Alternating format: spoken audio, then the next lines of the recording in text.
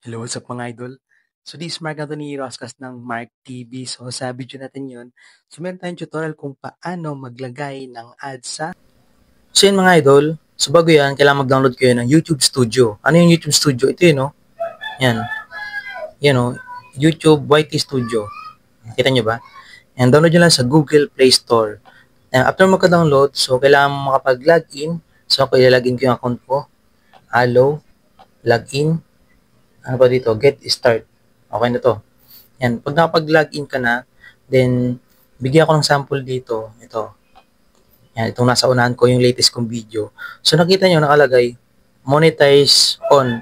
Ibig sabihin, pag naka-on yan, is lalagyan niya ni YouTube ng ads. Yan. Pero ang default yan, once na mag-upload ako sa YouTube ng video, ang default yan is naka-off. Nakaganito yan. Pakita ko lang na naka-off pa.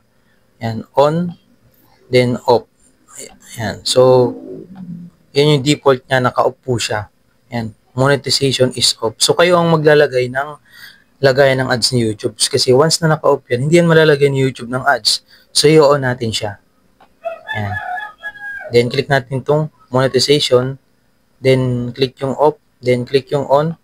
Then, back. Then, save. Okay. Tagal mag-save ah. Nga pala, kung magda-download kayo ngayon, kung hindi pa kayo naka 1,000 subscriber, tapos di pa kayo nakapag 4,000 watch hour, is hindi ganito ang features ng YouTube Studio nyo. Walang nakalagay na monetization. Kailangan ma-achieve nyo muna yung 1,000 subscriber at saka 4,000 watch hour. Ano ibig sabihin ng watch hour? Yan yung oras na minanood sa YouTube mo. Example, bawat tao na nanonood sa YouTube mo ay meron tig 10 na minuto. Pag pinagsama-sama mo yon, kailangan ma-achieve mo yung 4,000 watch hour sa loob ng isang taon. Sa loob ng isang taon na, and pag nakapag 4,000 watch hour ka na, sa 1,000 subscriber, i-email mo na sa YouTube. Saan mo siya may email? Nandito lang din yan sa, sa earn.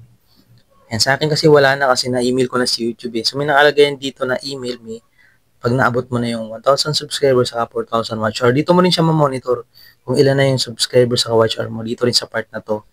Pero ngayon missing na sa akin kasi monetize na ako. Yan. So yun lang. I hope nakatulong. This Mark. See you on my next video. Peace out.